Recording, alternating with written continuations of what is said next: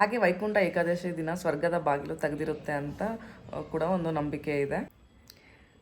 Hi friends, ಎಲ್ಲರಿಗೂ ನಮಸ್ಕಾರ. Welcome back to my channel. ನನ್ನ ಹೆಸರು ಸುವರ್ಣ. ಇವತ್ತು ವೈಕುಂಠ ಏಕಾದಶಿ ಇದೆ. ಅದು ಧನುರ್ಮಾಸದಲ್ಲಿ ಬರುವ ವೈಕುಂಠ ಏಕಾದಶಿ ತುಂಬಾ ವಿಶೇಷತೆ. ನಾವು ಕೂಡ ಬೆಳಗ್ಗೆ ಬೇಗ ಎದ್ದು ಮನೇಲಿ ಪೂಜೆ ಎಲ್ಲ ಮಾಡಿ ದೇವಸ್ಥಾನಕ್ಕೆ ಹೋಗಿ ಬಂದ್ವಿ. ನಮ್ಮ ಮನೆ ಹತ್ರ ಇರೋ ದೇವಸ್ಥಾನಕ್ಕೆ ಹೋಗಿ ಬಂದ್ವಿ. ಇವತ್ತು ಎಲ್ಲ ದೇವಸ್ಥಾನ, ವಿಷ್ಣುವಿನ ದೇವಸ್ಥಾನ, ವೆಂಕಟೇಶ್ವರ ದೇವಸ್ಥಾನ ಫುಲ್ ರಶ್ ಇರುತ್ತೆ. ನಾವು ನಮ್ಮ ಮನೆ ಹತ್ರ ಇರೋ ದೇವಸ್ಥಾನಕ್ಕೆ ಹೋಗಿದ್ವಿ. ರಶ್ ಇರುತ್ತೆ ಅಂದ್ಕೊಂಡ್ವಿ, ಅಷ್ಟು ರಶ್ ಇದ್ದಿಲ್ಲ. ದರ್ಶನ ತುಂಬಾ ಚೆನ್ನಾಗಾಯಿತು. ಎಷ್ಟೊತ್ತು ನಿಂತು ದೇವ್ರ ದರ್ಶನ ಆಯಿತು. ನಮಗೆ ದರ್ಶನ ಮಾಡಿಕೊಂಡು ಇವಾಗ ಮನೆಗೆ ಬಂದ್ವಿ. ಹಾಗೆ ವೈಕುಂಠ ಏಕಾದಶಿದು ವಿಶೇಷತೆ ಏನು ಅಂದರೆ, ವೈಕುಂಠ ಏಕಾದಶಿನ ಮುಕ್ಕೋಟಿ ಏಕಾದಶಿ ಅಂತಲೂ ಕೂಡ ಕರೀತಾರೆ. ವೈಕುಂಠ ಏಕಾದಶಿ ದಿನ ಮುಕ್ಕೋಟಿ ದೇವರುಗಳು ಭೂಲೋಕಕ್ಕೆ ಬಂದು ಭಕ್ತರನ್ನು ಆಶೀರ್ವಾದ ಮಾಡ್ತಾರೆ ಅಂತ ಒಂದು ನಂಬಿಕೆ ಇದೆ. ಹಾಗೆ ವೈಕುಂಠ ಏಕಾದಶಿ ದಿನ ಸ್ವರ್ಗದ ಬಾಗಿಲು ತೆಗೆದಿರುತ್ತೆ ಅಂತ ಕೂಡ ಒಂದು ನಂಬಿಕೆ ಇದೆ.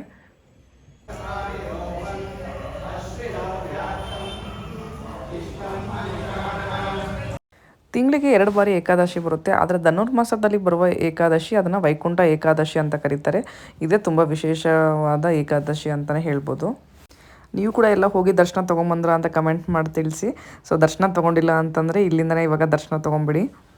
ಹಾಗೆ ನೋಡ್ಬೋದು, ಎಲ್ಲ ವಿಷ್ಣುವಿನ ದೇವಸ್ಥಾನದಲ್ಲಿ ಉತ್ತರ ಭಾಗದಲ್ಲಿ ಒಂದು ದ್ವಾರ ನಿರ್ಮಾಣ ಮಾಡಿರ್ತಾರೆ. ಆ ದ್ವಾರದ ಮೂಲಕ ಹೋಗಿ ದರ್ಶನ ತೊಗೊಂಡ್ರೆ ಸ್ವರ್ಗ ಪ್ರಾಪ್ತಿಯಾಗುತ್ತೆ ಅಂತ ಕೂಡ ಒಂದು ನಂಬಿಕೆ ಇದೆ.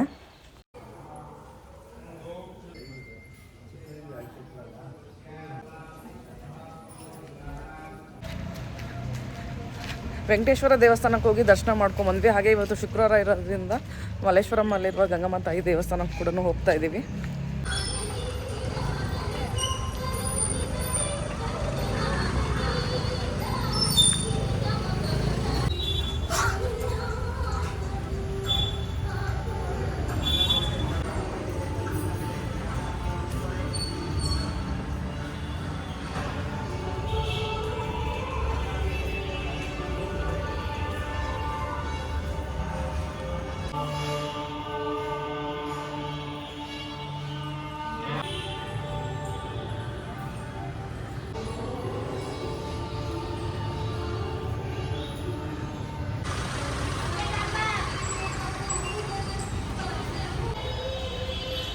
ಗಂಗಮ್ಮ ತಾಯಿ ದರ್ಶನ ತೊಗೊಂಡು ಇವಾಗ ನಂದೀಶ್ವರ ದೇವಸ್ಥಾನಕ್ಕೆ ಬಂದಿದ್ವಿ. ಗಂಗಮ್ಮ ತಾಯಿ ದೇವಸ್ಥಾನ ಅಪೋಸಿಟೇ ಇದೆ.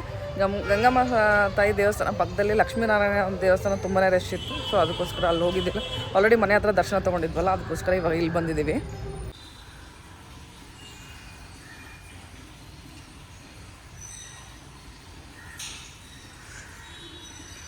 ಈ ದೇವಸ್ಥಾನ ಹೆಸರು ದಕ್ಷಿಣ ಮುಖ ನಂದೀಶ್ವರ ದೇವಸ್ಥಾನ ಅಂತ. ಮಲ್ಲೇಶ್ವರಮಲ್ಲಿರೋದು ಕಾಡು ಮಲ್ಲೇಶ್ವರ ದೇವಸ್ಥಾನ, ಗಂಗಮ್ಮ ಟೆಂಪಲ್ ಮತ್ತು ಇದು ಲಕ್ಷ್ಮೀನಾರಾಯಣ ದೇವಸ್ಥಾನ ಎಲ್ಲ ಒಂದೇ ಕಡೆ ಇರೋದು. ಹಾಗೆ ಸಾಯಿಬಾಬಾ ದೇವಸ್ಥಾನ. ಸೊ ಮಲ್ಲೇಶ್ವರಂಗೆ ಹೋದರೆ ಇಷ್ಟು ದೇವಸ್ಥಾನ ನೀವು ವಿಸಿಟ್ ಮಾಡ್ಕೊಂಡು ಬರ್ಬೋದು. ಸೊ ಆಲ್ಮೋಸ್ಟ್ ಎಲ್ಲರೂ ನೋಡಿರ್ತೀರ ಅನಿಸುತ್ತೆ ಈ ದೇವಸ್ಥಾನ. ಇನ್ನು ಯಾರ್ಯಾರು ನೋಡಿಲ್ಲ ಕಮೆಂಟ್ ಮಾಡಿ ತಿಳಿಸಿ. ನೀವೇನಾದ್ರು ಹೋಗಿಲ್ಲ ಅಂದರೆ ಖಂಡಿತವಾಗ್ಲೂ ಈ ದೇವಸ್ಥಾನ ಮಾತ್ರ ನೋಡೋದು ಮಿಸ್ ಮಾಡಬೇಡಿ. ಯಾಕಂದರೆ ಅಷ್ಟು ತುಂಬ ಚೆನ್ನಾಗಿದೆ ದೇವಸ್ಥಾನ. ನೋಡೋಕ್ಕೆ ತುಂಬ ಪೀಸ್ಫುಲ್, ಒಂಥರ ಪೀಸ್ಫುಲ್ ವೈಬ್ಸ್ ಕೊಡುತ್ತೆ ಈ ದೇವಸ್ಥಾನಕ್ಕೆ ಹೋದರೆ. ಹಾಗೆ ನೋಡ್ಬೋದು, ಆಮೆ ನೋಡೋಕ್ಕೆ ಸಿಗುತ್ತೆ ನಿಮಗೆ, ಫಿಶ್ ಎಲ್ಲ ನೋಡೋಕ್ಕೆ ಸಿಗುತ್ತೆ. ಹಾಗೆ ಎಷ್ಟು ಕ್ಲಿಯರ್ ಇದೆ ವಾಟರ್ ಅಂತ. ಹಾಗೆ ಇದು 400 ವರ್ಷದ ಹಳೆಯ ದೇವಸ್ಥಾನ ಇದು.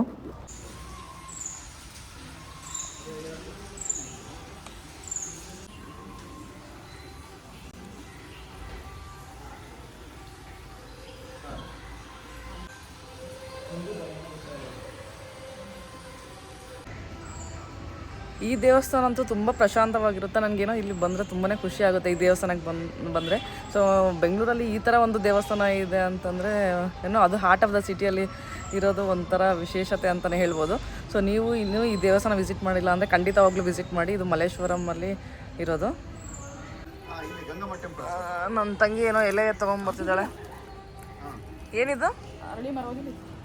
ಅರಳಿ ಮರದ ಎಲೆನಾ?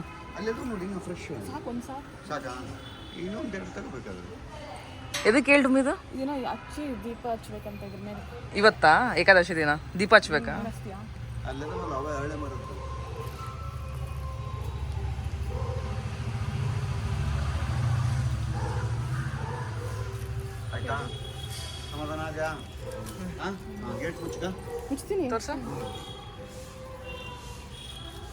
ಇದರಿಂದ ಏನು ಮಾಡ್ಬೇಕು ಹೇಳು?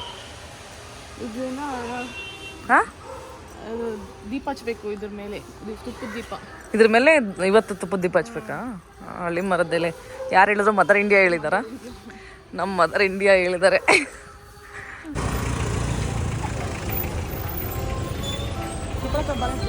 ಇವತ್ತು ಏಕಾದಶಿ ಇರೋದ್ರಿಂದ ನಾನು ನನ್ನ ತಂಗಿ ಫಾಸ್ಟಿಂಗ್ ಮಾಡ್ತಾ ಇದ್ವಿ. ಬೆಳಗ್ಗೆ ಒಂದು ಟೈಮ್ ಫ್ರೂಟ್ಸು ಮತ್ತು ನೀರು ತೊಗೊಂಡಿದ್ದು ಅಷ್ಟೇ.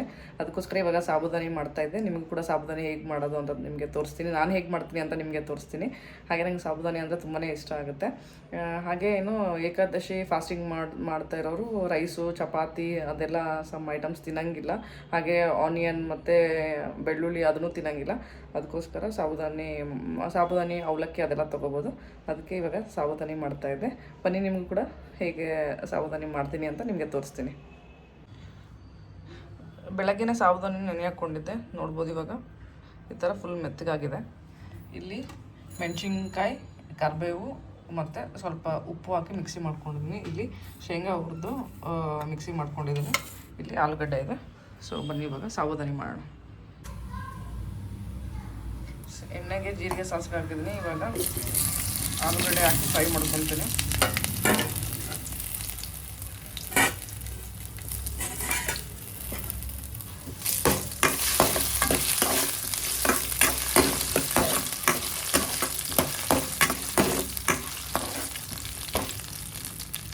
ಇದು ಚೆನ್ನಾಗಿ ಫ್ರೈ ಆದಮೇಲೆ ಮೆಣಸಿನ್ಕಾಯಿ ಪೇಸ್ಟ್ ಇಟ್ಕೊಂಡಿದ್ದಲ್ಲ ಅದು ಹಾಕ್ತೀನಿ. ಅದು ಹಾಕಿ ಸಾಬುದಾನಿ, ಸ್ವಲ್ಪ ಉಪ್ಪು, ಅರಿಶಿನ ಬೇಕಾದ್ರೆ ಹಾಕ್ಕೋಬೋದು. ಇವತ್ತು ಅರಿಶಿನ ಹಾಕಂಗೆ ಏನೋ ಅರಿಶಿನ ಬೇಡ ಅನಿಸ್ತಾ ಇದೆ, ವೈಟ್ ಸಾಬುದಾನಿ ತಿನ್ಬೇಕು ಅನಿಸ್ತಾ ಇದೆ. ಇಲ್ಲಾಂದ್ರೆ ಯೂಶ್ವಲಿ ಅರಿಶಿನ ಹಾಕಿ ಮಾಡ್ತೀನಿ, ಇವತ್ತು ವೈಟ್ ಸಾಬುದಾನಿ ತಿನ್ಬೇಕು ಅನಿಸ್ತಾ ಇದೆ.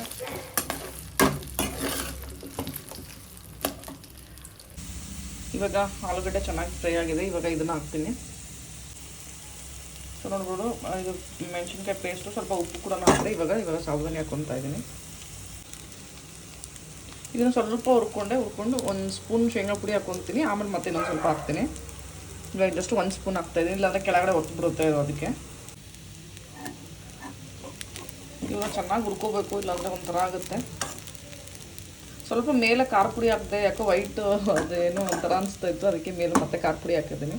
ಯೂಶ್ವಲಿ ಅರಿಶಿನ ಹಾಕಿ ಮಾಡ್ತಾಯಿದ್ದೆ ನಾನು, ಅದು ವೈಟ್ ಯಾಕೋ ಒಂಥರ ಫುಲ್ ವೈಟ್ ಅನಿಸ್ತಾ ಇತ್ತು, ಅದಕ್ಕೆ ಸ್ವಲ್ಪ ಖಾರ ಪುಡಿ ಹಾಕಿದ್ದೆ ಮೇಲೆ. ನನಗೆ ಸಾಬುದಾನಿಗೆ ಈ ಥರ ಸ್ವಲ್ಪ ಜಾಸ್ತಿ ಶೇಂಗಾ ಪುಡಿ ಹಾಕ್ಕೊಂಡು ಮಾಡಿಕೊಂಡ್ರೆ ಇಷ್ಟ ಆಗುತ್ತೆ. ಸ್ವಲ್ಪ ಜನ ಸ್ವಲ್ಪ ಹಾಕ್ತಾರಲ್ಲ, ನಂಗೆ ಅಷ್ಟು ಇಷ್ಟ ಆಗೋಲ್ಲ. ಮೇನ್ ಸಾಬುದಾನಿಗೆ ಈ ಥರ ಶೇಂಗಾ ಪುಡಿ ಜಾಸ್ತಿ ಹಾಕ್ಬೇಕು ನಾನು, ಅವಾಗ ಸ್ವಲ್ಪ ಟೇಸ್ಟ್ ಚೆನ್ನಾಗಿರುತ್ತೆ. ನೋಡ್ಬೋದು ಇವಾಗ ಸಾಬುದಾನಿ ರೆಡಿಯಾಗಿದೆ. ಟೇಸ್ಟ್ ಗೊತ್ತಿಲ್ಲ, ಸೊ ಇನ್ನೂ ಸ್ವಲ್ಪ ಹೊತ್ತು ಬಿಟ್ಟು ಊಟ ಮಾಡಬೇಕು. ಉಪ್ಪು ಅದೇನೋ ನೋಡಿಲ್ಲ ಅಲ್ಲ, ಬಟ್ ನೋಡೋಕ್ಕಂತೂ ಚೆನ್ನಾಗಾಗಿದೆ. ಇವಾಗ ಇದೊಂದು ಸಿಂಪಲ್ ರ್ಯಾಂಡಮ್ ಬ್ಲಾಗ್ ಆಗಿತ್ತು. ಇವಾಗ ಈ ವಿಡಿಯೋನ ಇಲ್ಲಿಗೆ ಎಂಡ್ ಮಾಡ್ತೀನಿ. ನಿಮಗೆ ಈ ವಿಡಿಯೋ ಇಷ್ಟ ಆದರೆ please like, share and subscribe to my channel. Thank you for watching.